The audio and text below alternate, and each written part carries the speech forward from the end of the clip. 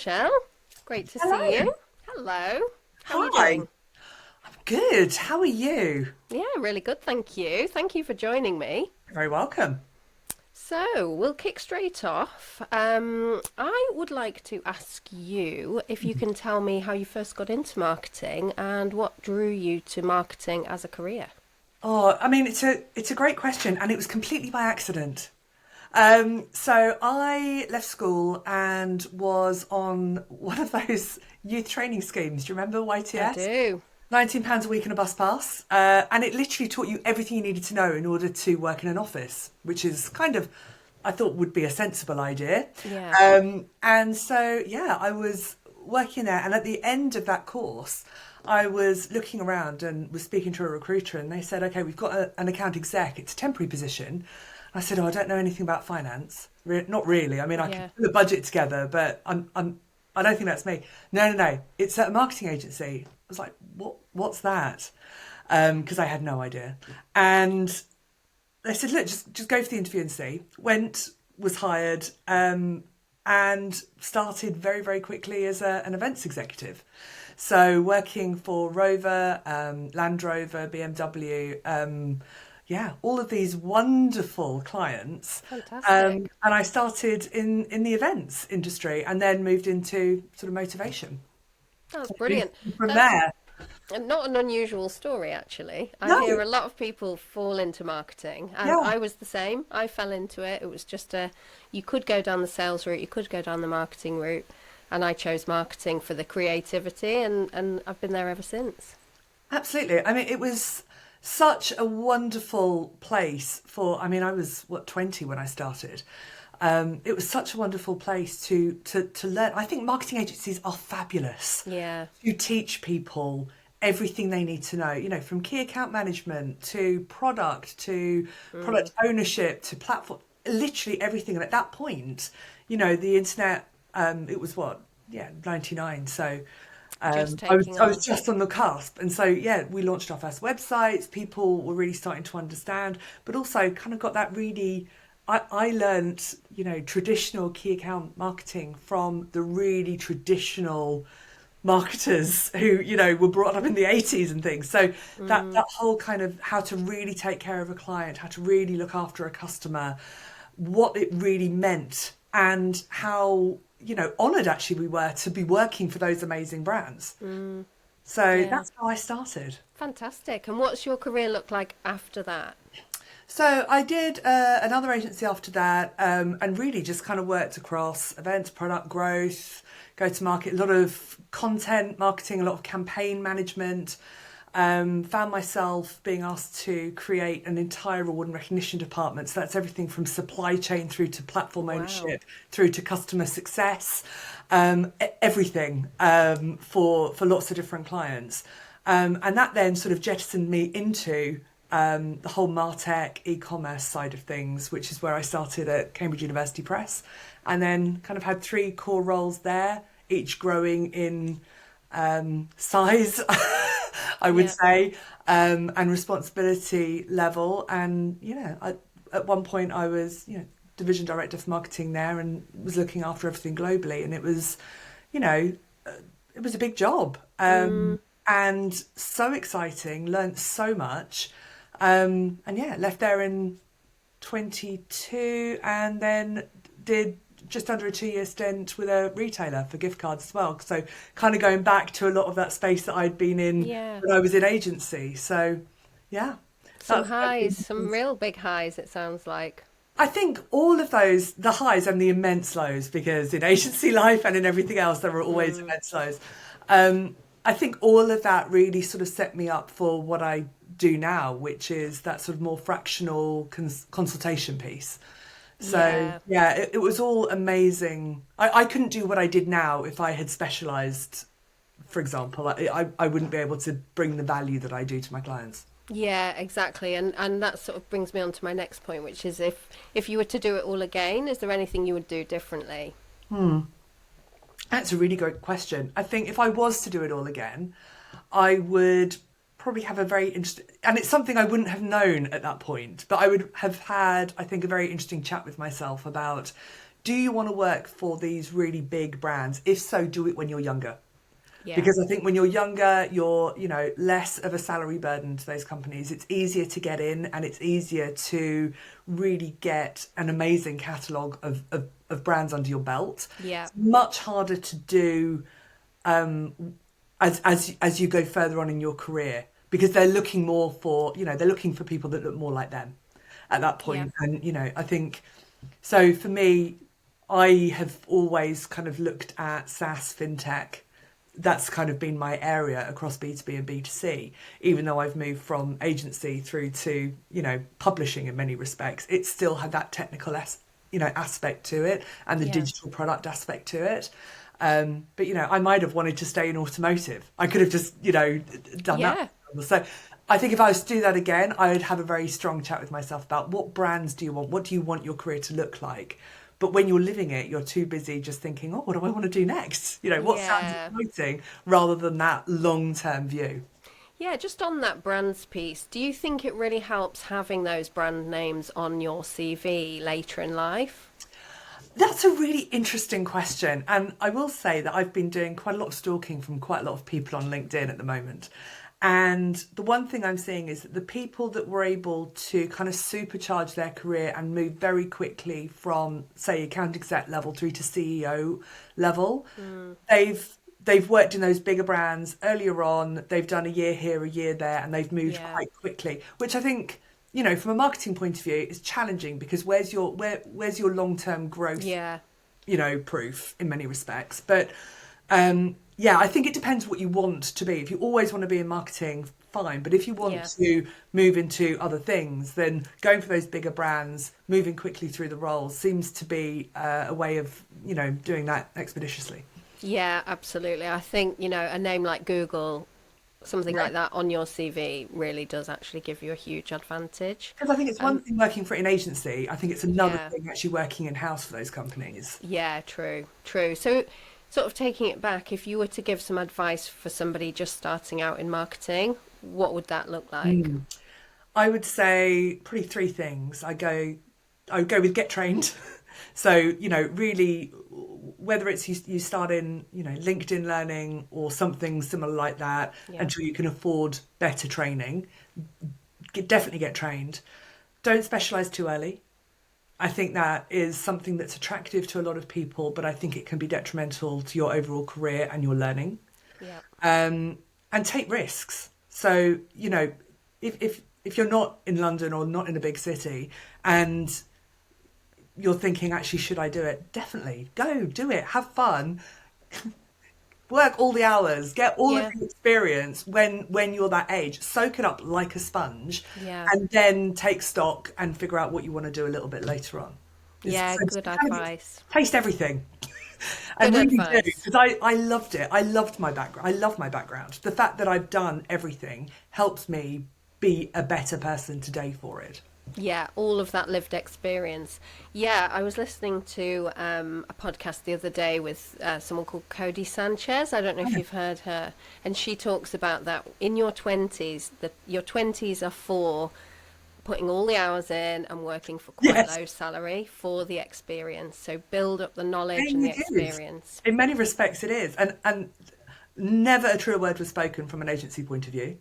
And I think that's probably as true now as it was then. But oh my God, the learning you'll get. Yeah.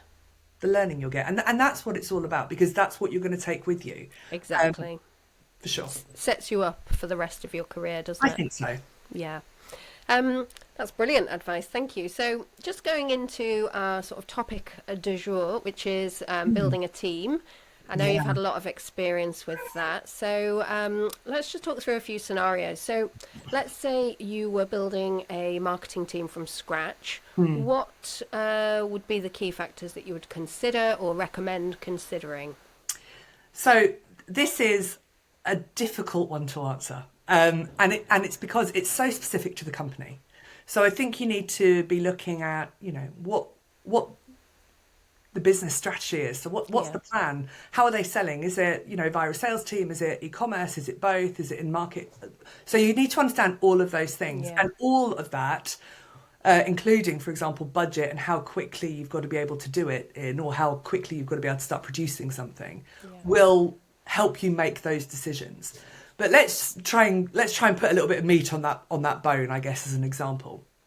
So if it was B2B and consumer and e-commerce and sales team led. So if I was building that, generally startups who have got £0 in terms of revenue, they don't want any marketers, and someone will just be doing it themselves. Yeah. They tend to start getting a little bit interested at around the 10 million mark, to be perfectly frank. So anywhere from sort of 10 to 50 million in terms of a startup, you're going to be looking at several considerations. For me, I tend to break down marketing teams into 4 key areas. So you've got demand generation and growth, content and brand, digital e-coms, and sort of product marketing or sales enablement. Yeah. And then really it's about how much of a wizard you are to be able to try and cover all 4 of those things with varying degrees of budget. Yeah. So if you're starting out and, you know, whether you're a head of marketing or whether you're the marketing manager you've been brought in to do this, you're going to want generalists essentially to try and cover as many of those areas as possible. And if you do need to look at e-commerce and performance, for example, my suggestion would be you probably need to be looking at a vendor, a supplier to assist you in that. So essentially the amount of budget you have will dictate how quickly you can get this off the ground and how much authority your suppliers will have in that space, and therefore probably how good your returns are going to be at the end of the day. Yeah.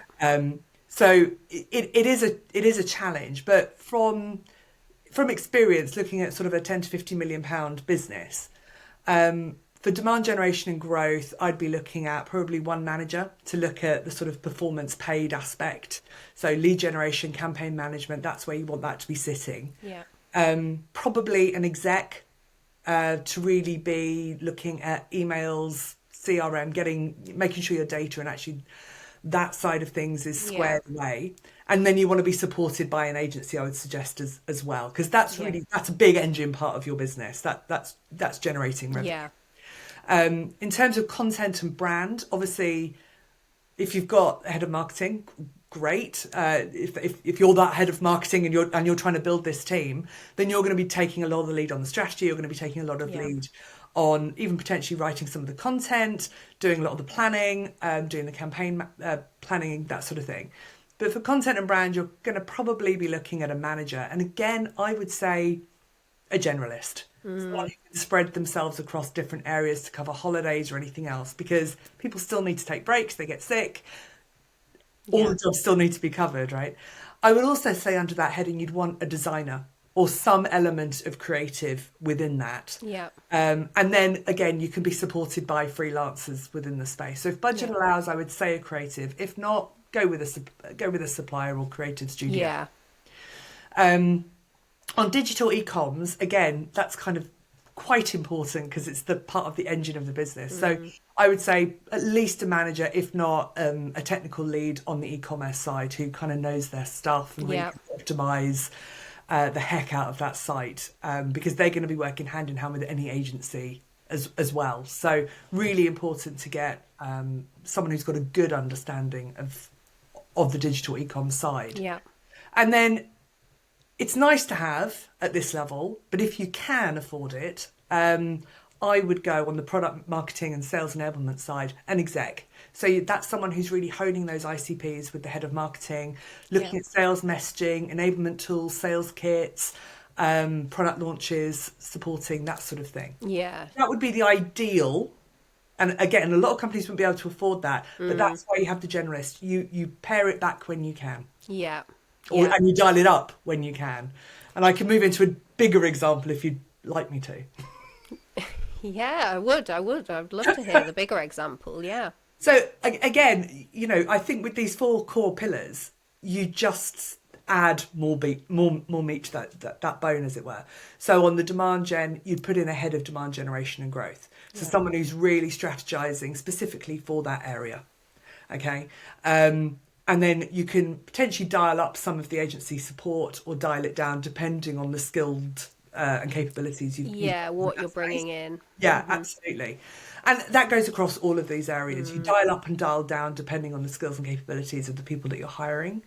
In terms of content and brand, you definitely want to be looking at a social manager, adding to that area, and maybe more of a specialist content creator. So maybe a videographer, something of that nature, because Yeah. especially on the B2B side, you're going to be looking at huge amounts of thought leadership to really shift Mm. that dial. That nowadays is all about the long form video and then repurposing and repurposing. Yeah, So, 100%. how many pieces of content can you get from one long form video? Around about 27 if you're doing what you should be doing. Yeah. So yeah, SEO content, blogs, kind of working with the head of marketing or the CMO at that potentially at that level on the brand. So that's a really core aspect Yeah. where you really need to start adding a lot more skill base. In terms of digital and e-com side, we start looking at head of e-coms, UX designer, UI designer, web developer. So you want to start trying to potentially you've been using developers Yeah. that are freelance or developers that are developing other aspects for the business. You Yeah. want to start creating more of a nucleus in that team, and really, when you've got an e-commerce site, if it's doing well, which clearly now you're looking at sort of 75 to 100 million, it's doing really well. Yeah. You want to ensure that that site is working as hard for you as you can, and that means you don't want to be in a pipeline of work with other people. You want to have a developer focused purely on your Yeah. site. Yeah. And then in terms of the product marketing and sales alignment piece, I'd be looking at adding a proper product marketing manager who really Yeah. understands product marketing, because it's a different beast. Absolutely. Yeah. So is. And really probably a customer marketing manager as well, if you could afford it. So that's persons looking at the cross-sell, the upsell, loyalty programs, advocacy programs, all of those different things. Because obviously at that point, you're really trying to, reduce your CAC by making sure that we are keeping people for as Holding long on to as possible. customers as long as possible. Yeah. Absolutely. So yeah, for me, there's so many variations and permutations of what good can look like. Yeah. But that is one that I've used before. It's served well, but I think if you can try and keep it in those four bucket areas, if you like, it makes it fairly easy to skill up and skill down. It might feel like there's a little bit of friction between those different areas, Yeah. especially at the beginning, because obviously, a designer is going to be designing for B2B. They're going to be designing for Of consumers. course. That can be very different. But I think it's this model allows you to dial up and dial down as you need. Yeah, yeah. And I mean, just talking about that sort of dialing it down a bit, where would you make the split between in-house and freelance or agency resources? How would you decide that? Again, it completely goes to the capabilities and the budget at play. So if you have got if the business can only afford one person, and for example, and their e-commerce, you're going to want to go performance probably, because you can outsource a lot of the rest of it, but to manage that performance aspect, I would go with performance, Yeah. which means that content wise, you're either creating yourself as the leader of the team, or you're working with freelancers. And again, a well-versed, well-experienced copywriter can take a brief and turn something around insanely quickly Yeah. for a very reasonable amount of money.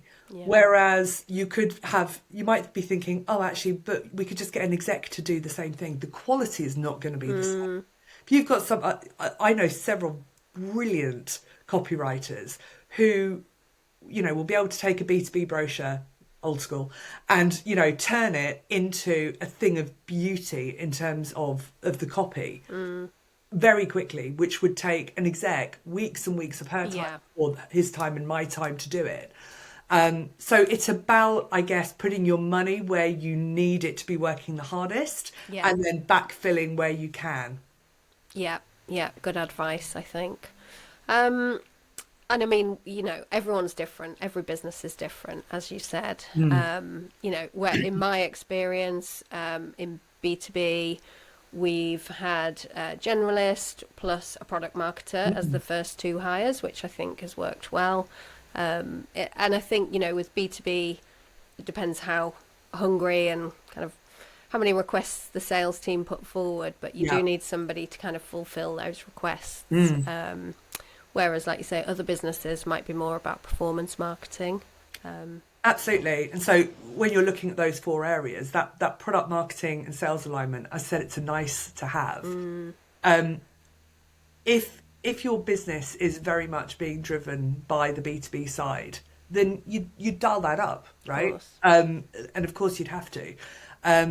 I think having someone who understands product marketing, and I think you can train it as well. So you don't necessarily need to bring somebody in. They don't necessarily need to be a manager level. You can Yeah. bring in an exec level to do that, and then kind of grow that person as the team expands. Yeah. A lot of the time, sales teams are just looking for someone to understand them, Yeah. right? And to be that conduit between them and marketing. And there's different ways of kind of making them understood and making them understand marketing, or enabling those functions to work together.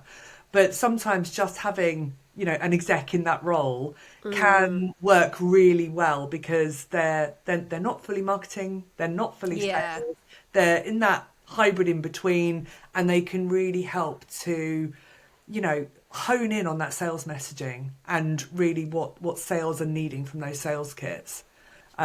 Because sales kits and sales enablement tools are super, super important, Yeah, of especially if course. you've got, B2B sales teams out there on the road or digitally on the phone, and they're trying to sell a lot of the time very big ticket items. So, you want that person to be able to create something beautiful for them that really does the job, and really pushes forward, closing the deal on those sales leads. Yeah, absolutely.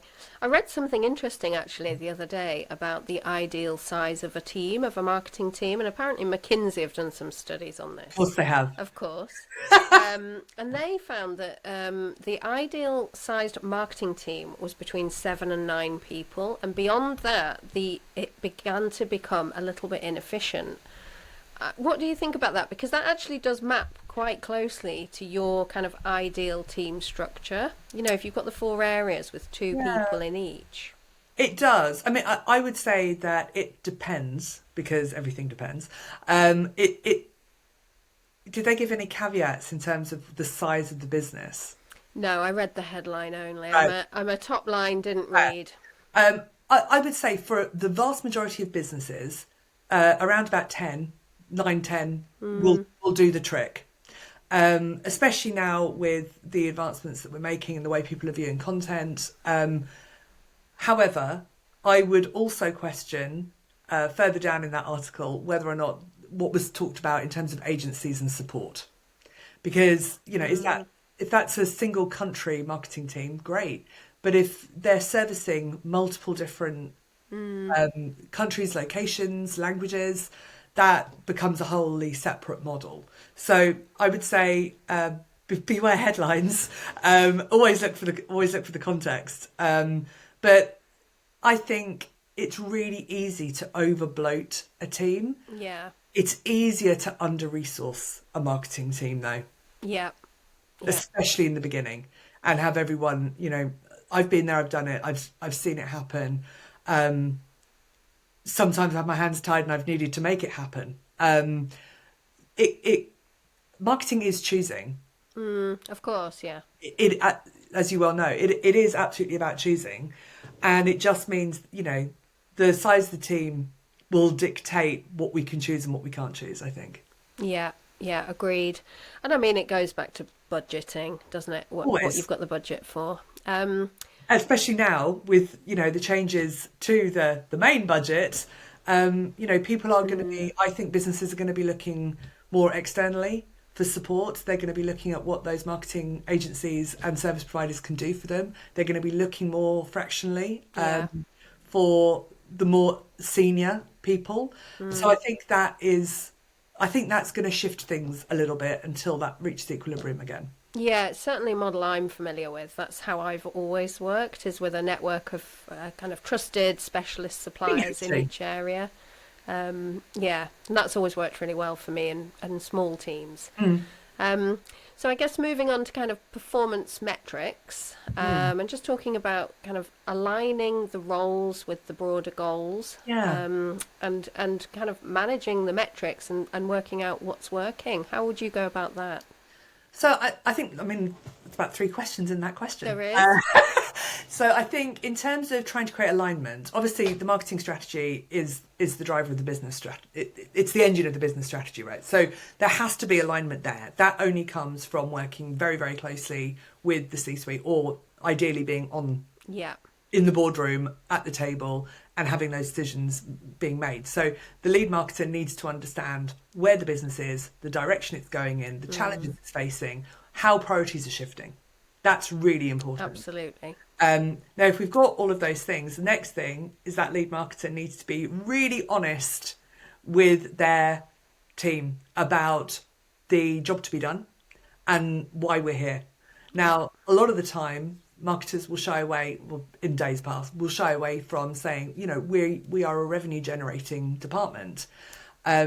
But marketing is a revenue generating Yeah. department and it needs to be viewed as such. So I'm a firm believer that the goals and objectives, that mean bonus or not bonus, for example, of a marketer, of all of the people within marketing, should have a pound sign attached to at least some of them. Yeah. So, everything that we're doing should be able to be driven back to the revenue that we're generating or something that we're doing in terms of the customer. Yeah. So for me, that's really important. And I think having that kind of metric attached to even the most junior member of the marketing team will facilitate the culture of we are here to generate revenue rather than we are here to do other things, which sometimes marketing we get lost in the creative side of things, and we'll get lost in storytelling, and that's all really important, but nothing works if we're not generating the revenue to keep the business going. Yeah, and would you look at it as a whole? So would you look at your KPIs for a marketing team, for example, or would you break it down by activity? Again, totally depends. But I would say one way I've seen it really work quite nicely is when, you've got the OKRs for the business, as it were, or the KPIs, depending on which model you're operating on, and having those OKRs come through me. So I've got the same ones as, in many respects as the MD or the CEO, and then my team have got the same as me. Now, the tasks they're doing, the elements, the projects they're working on might not be the same as what I'm working on, Yeah. but they're all bundled up into those overarching OKRs or KPIs. And I Yeah. think that's a really nice way of doing it because it keeps people focused. Yeah. Agreed, agreed. And actually, then you're not sort of analysing each activity on its own, because we all know that marketing is a group effort and a team effort and a collaborative effort. So, Absolutely. I mean, don't get me wrong, there is obviously always going to be a huge amount of focus on particular KPIs, particular metrics in the boardroom and in other places. And we probably get, I would say, a little bit more scrutiny than an awful lot of other departments do, yep. who are, should be getting the same amount of scrutiny. But what I would say to that is, I think you have to take it as a positive. At the end Yeah. of the day, what we're doing can shift the business one way or the other, and we all need to be making sure it's in a positive direction. Absolutely. And It's if so it's not, visible. and if it's not, one thing I love looking at is what are sales doing in terms of exhibitions. So they love going to exhibitions, and we'll do the stand design, and we'll do everything we need to do in order to support them. But what ROI is that exhibition and that event giving us? And what can the sales team tell us in 3 months' time about the ROI, in 6 months' time about the ROI? Because obviously sales cycles Yeah, are of course. very long on the B2B side. So for me, it's not just, how many click-throughs we got or what the reach was on a post. That is all nonsense in many Vanity, respects. really. It is. It's all vanity metrics. What we want to know is the really important stuff, and where you're spending 50,000, £100,000 on a ad, that should have the same attention applied to it as whether or not CAC has reduced this month. Yeah, hard agree. Hard agree. I thought you would. Of course. Okay, so sort of going back to the team and learning and development. I mean, it's a Yeah, huge topic. It's a big driver for it people is. joining a team. Yeah, You want to know, I always ask. actually, yeah, exactly. You want to know that the business is invested in Mm. you. So, how important is it in the team building philosophy, in your opinion? And, what measures do you think firms should take when they are thinking about learning and development budgets, etc.? Yeah, it is really important. I mean, for me, I try to use something I call golden hours. So a lot of the time it'll happen on a Friday, but it's kind of it changes on the people within the team, and that is time that is sacred. So it's to work on maybe their personal development plan. It's to maybe all of us to sit down and watch a webinar and then discuss it. Maybe we want to get our creative on and sit there and kind of just, push out ideas for the next campaign we're going to run. There's so many different ways of coming together, learning and developing. I think it's both as a team in those kind of workshopy scenarios, but also having that golden time kind of laced through your working week, or at least one day a week, even if it's an hour. And we know how precious, and you can get a lot done in an hour, but having someone just be able to focus for an hour on learning something new. Yeah. And that's not just about what they want to learn, but from a leader point of view, there's also an aspect of what capabilities, because I'm constantly thinking about this type of thing. So what capabilities do I need in my team that I don't have? Yeah. What skills are coming up now? What, AI, we're going to, I'm sure we're going to talk about it at some point, but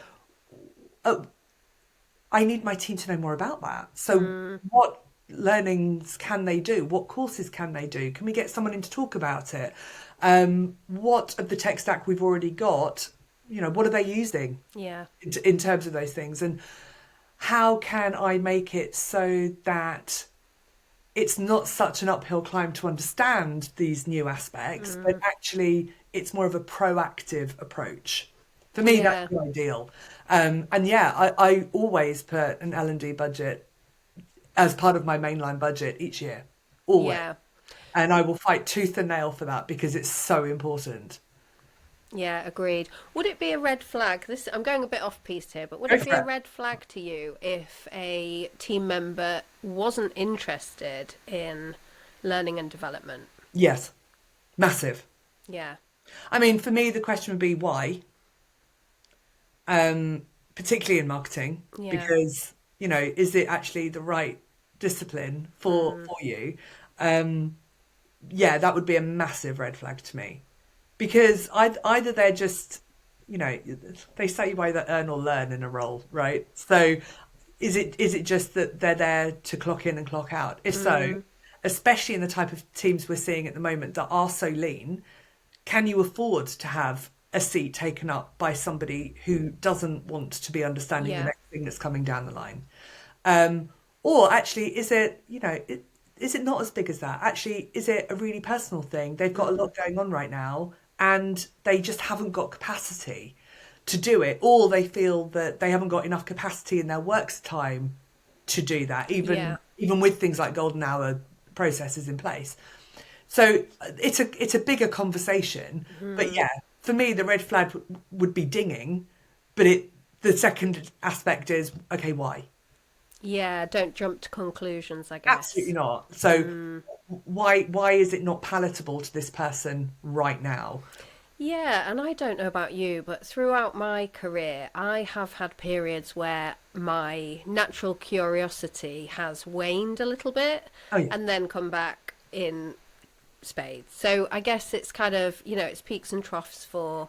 If they're new to the role, it might be that actually they've just got so much going on, just acclimating, that they have no capacity. They It haven't got might the be that, brain yeah, space. and it might be, it might be from a personal point of view. There's too much going on, you know, their brain is full.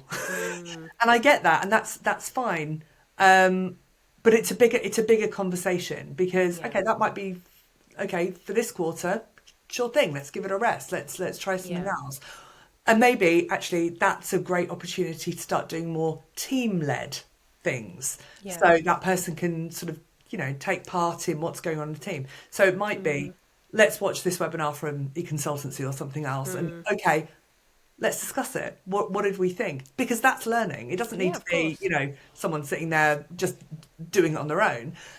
Sometimes we learn the best from the cohort around us. There's so many resources online for free now that I know. you could be learning all day, every day for nothing. Right? I feel like I need an extra day every day just to listen to the Blinkist, to watch the podcasts, to, you Same. know, brush up on everything new that's coming in, to read the reports that are coming through. There's so much information, so much data Yeah.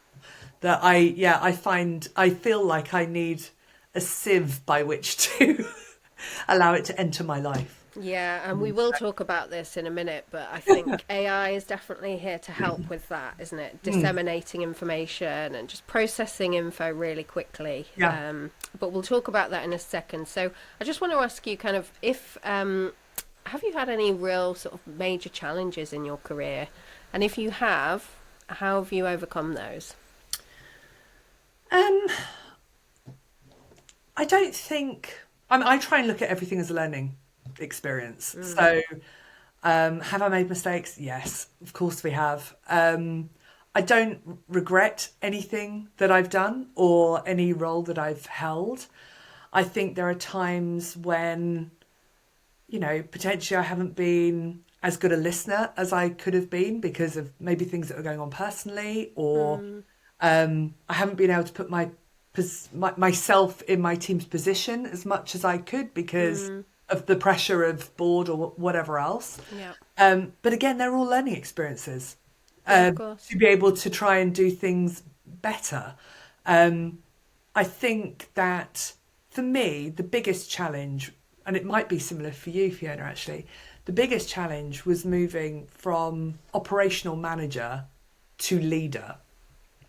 And, you know, for me, that happened quite early on. But, you know, being okay with letting go of not knowing every little detail, that was a really big learning curve. It's not something I regret, it's something that needed to happen, but it's probably the biggest challenge that I had. And I think it's a big challenge that many Yeah. people have, moving from where you are the subject matter expert of something to the manager or the leader or the director of the subject matter Yeah. expert, Yeah. and you feel like you can't give as much value, but of course you're giving value in other ways, and it's about identifying that. And when I did it, I was really lucky that I was in an agency that had a wonderful HR director called Karen, and she put in a huge amount of training, a lot of leadership training for people to help that transition. Yeah. I don't think companies nowadays do enough of that. There isn't enough No. training moving from you know, being a subject matter expert or being a person in a team to running a team. Yeah. No, I'm not there yet. Perfectly You're just frank. not okay with it. I'm not okay. I'm still a micromanaging control freak. Hold my hands up. I'm sure your team say that with love. Uh, but it's Uh, hard, right? I think my last permanent role, I literally went back to the coalface and was creating everything from scratch again. And then as I was onboarding people and you know, it was insanely difficult again to let it go. So I think it's something that you have to consistently remind yourself of.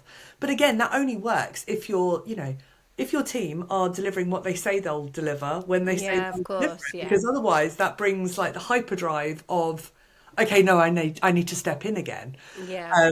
I've been blessed to work with some amazing people who behaved like adults in a team environment Yeah. and, you know, did what they said they were going to do in the way they said they were going to do it and generally over delivered. Yeah. And, you know, that's why hire the best quality people you possibly can, because they It will make will such a reduce your difference. stress in the long term, won't Oh, it? Yeah. it makes such a difference to Yeah.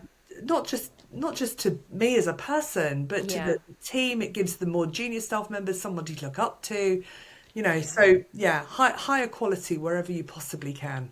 Yeah, and it's more about attitude, isn't it? God Than alive, yes. yeah. Yeah, Yeah. Somebody can especially look great on paper, but especially in that, there's so many startups and scale ups and growth, growth companies happening right now.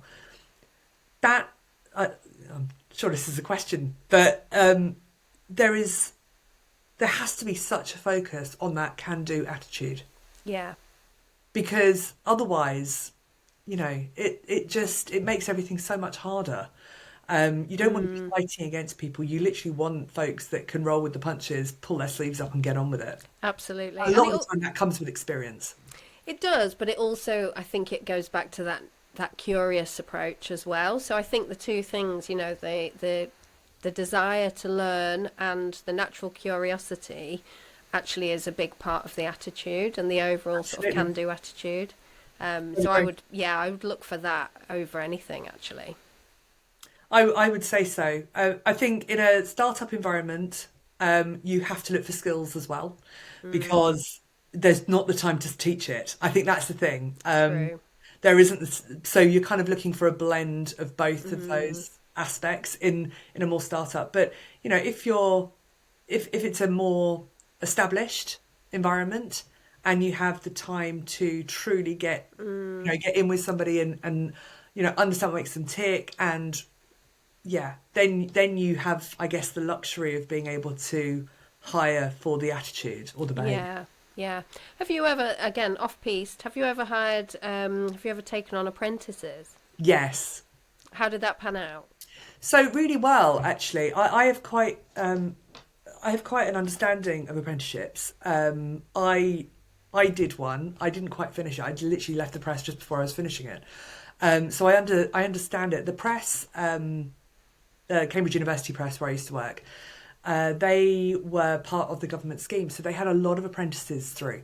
Right. So, I'm a firm believer. I mean, I did youth training scheme. I'm a Mm, firm believer of training on the job, and it's got to be, I think, the environment has to be set up to enable that and to yeah. allow that, particularly for the managers and the people leading those apprentices. Yeah. Um, it's it takes time, it takes dedication. But yeah, if you've got the environment to do it, it's an absolutely brilliant way of bringing in fresh blood Mm, who have different ideas, different ways of doing it, while also teaching really valuable skill sets.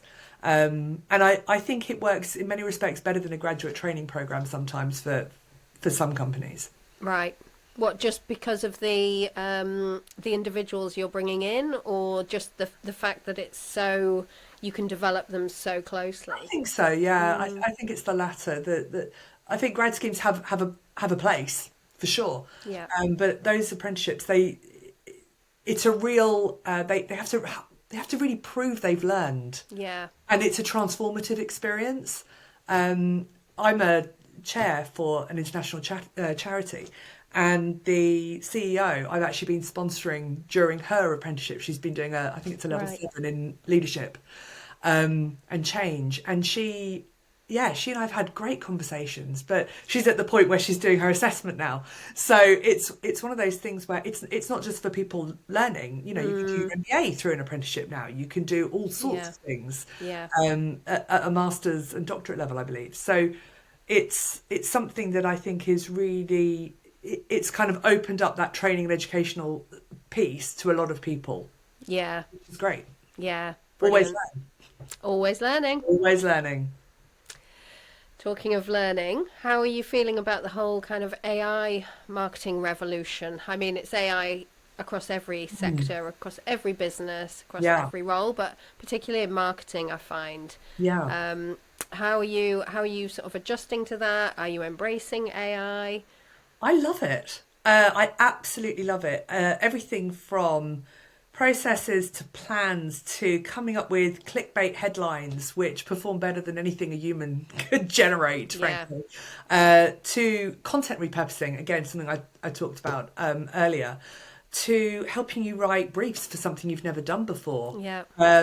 To personalization, like, if you've got your automated journey set up in your CRM, your email system, actually just having AI feeding the ICPs, Yeah. the best thing to do is, I use GPT a lot, but actually setting up your own GPT, with the brand With the voice, ICPs, yeah.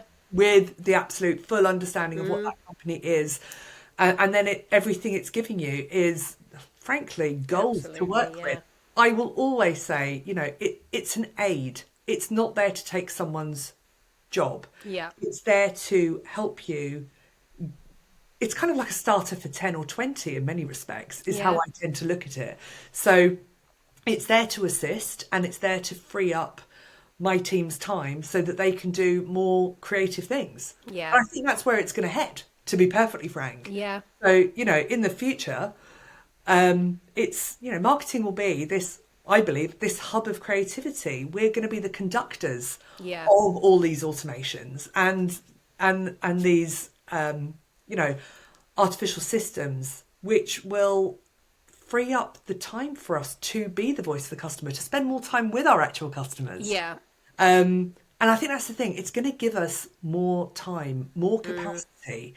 It's not about, it's not about taking people's jobs. It's No. about the complexity of marketing being able to be quasi farmed out in many respects to our, not quite our AI overlords, just Yeah. The agents. yeah. Yeah. And I think that's the thing.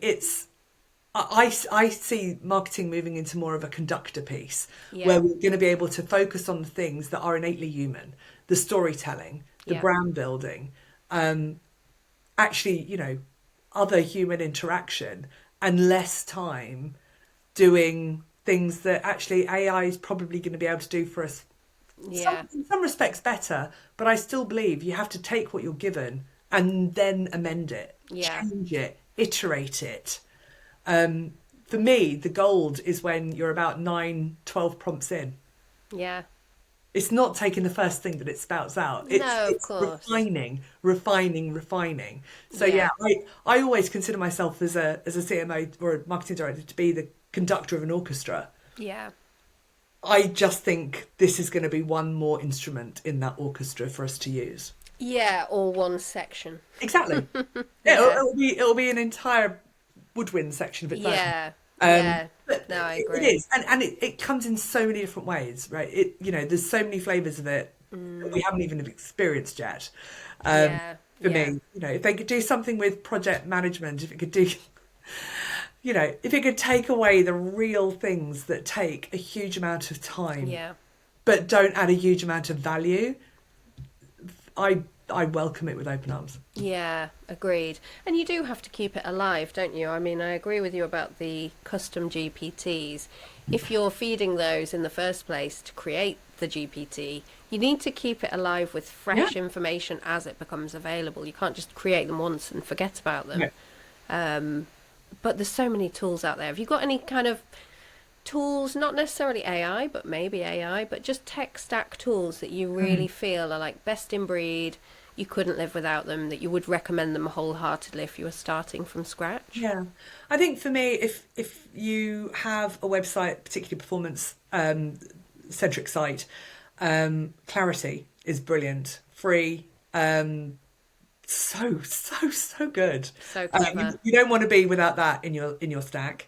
I think definitely for bootstrapping, in terms of design, if you haven't got access to freelancers or creatives at all, Canva is the blessing we all knew we needed.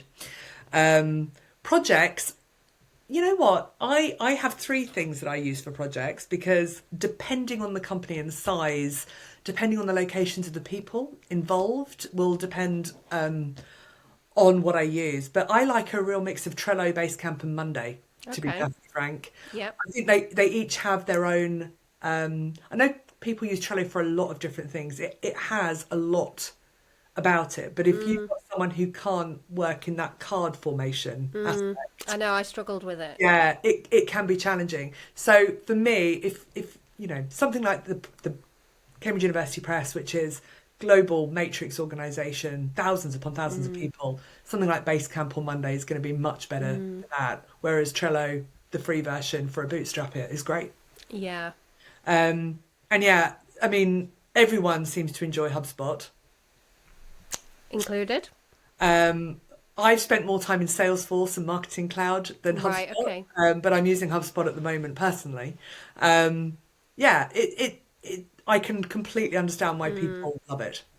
Yeah. And again, I think for there's a lot you can get free of charge on there, Yeah. which I think helps matters.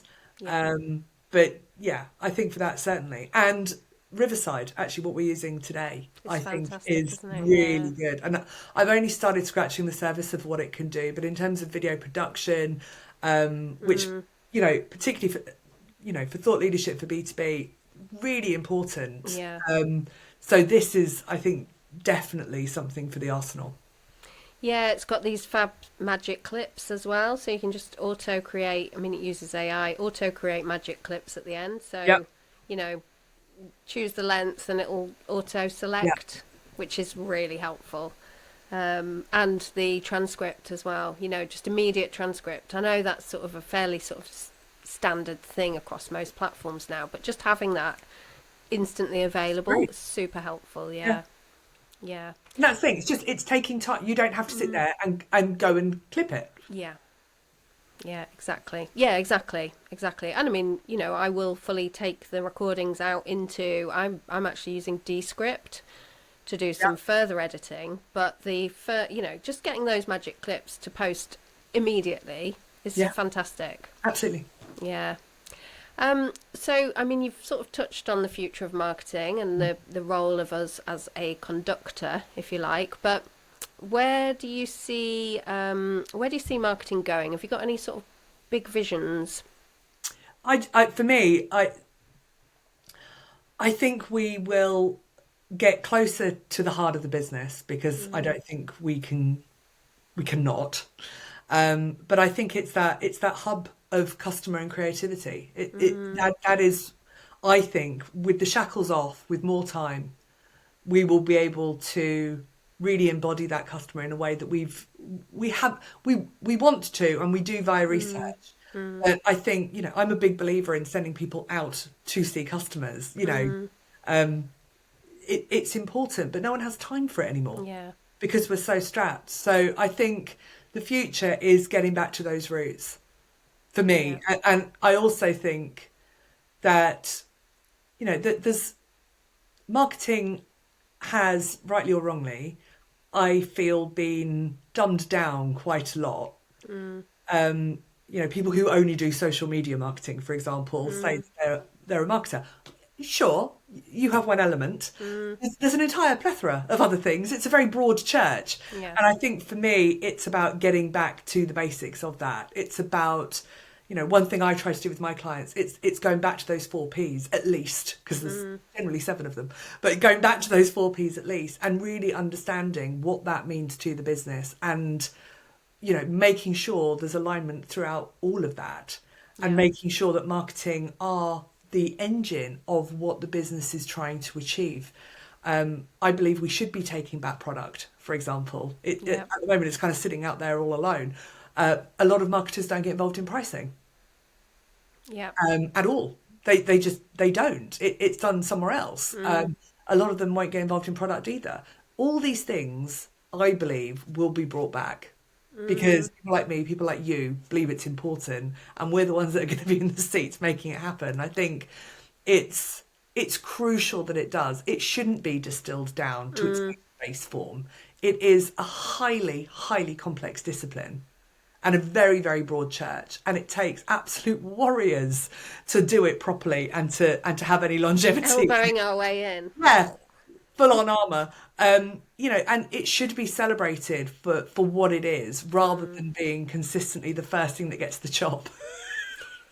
I think, and for me, that's I'm not going to stop until I see more of that change. and Yeah. more of the reclaiming of what marketing actually is. It's not just about advertising, Yeah, it's not just just about not. social media. Yeah. It's a broad church. Yeah. Yeah, agreed. So take it away from just promotion and put It's it the back where most it's boring supposed to aspect of be. it. I mean, it's important. Everything about marketing is important, but Yeah. it's one small element of it. Yeah. Social is one small element of it. Um, there's bigger aspects at play, and it's not until you look at all of it holistically that strategy, real marketing strategy, really sings. Yeah. Yeah. Agreed. So just sort of taking all of that into consideration, and we'll wrap up with one final kind of observation from you. If you were talking to a firm about building an effective, resilient marketing team, what would that piece of advice, that one piece of advice, look like? Oh, It's a big question. it is a big question, and I think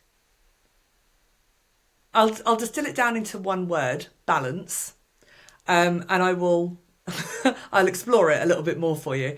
I think whenever you're building a team or whenever you're re-engineering a team, because they're two very different things, Yeah. but they start and end with people. Okay, so it's about, for me, it's always listening to the team's wants and needs. So it's understanding, like, what do they need and want out of this? What are they right now, but also medium term, long term.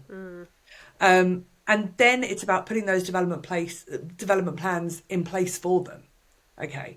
But then it's about making them understand as well, operationally, from a business, what the business needs. Yeah. Now, hopefully, we can get some alignment there. But there does need to be flexibility and balance with that. So Yeah. it's a, you know, there's pros and cons, there's highs and lows to each of those different aspects.